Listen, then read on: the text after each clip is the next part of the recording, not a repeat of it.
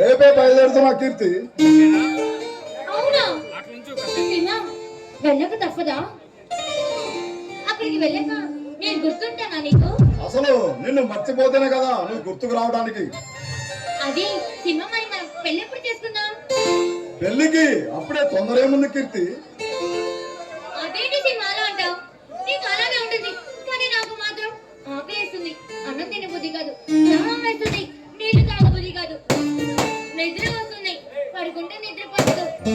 అటు చూసినా నువ్వే, ఇటు చూసినా నువ్వే, నేను ఏం చేసినా నువ్వే ఉండి నాకు పిచ్చెక్కిస్తున్నావురా.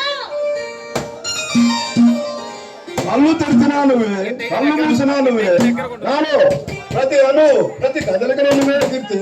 మరి నీ స్థానం నేను ఎక్కడని చెప్పను కీర్తి.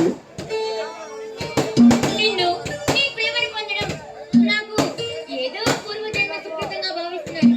అది జన్మ జన్మలకి మనల్ని ఇలా ప్రేమికులుగా పుట్టించమని ఆ దేవుణ్ణి పొట్టిగా చేసుకుంటున్నాను సింహ. మరి నీ స్థానం ఎక్కడని చెప్పను కీర్తి.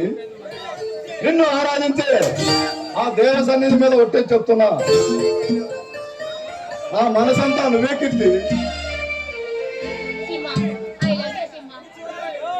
నిన్ను చూడాలని, నిన్ను చూస్తే ఇలాగే ఉండిపోవాలని నా మనసు సహజంగా ఆడిపోతుంది. I love you so much.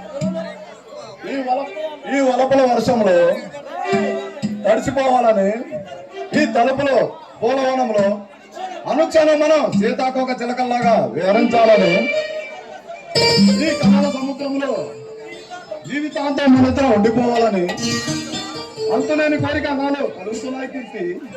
I love you Keerthi.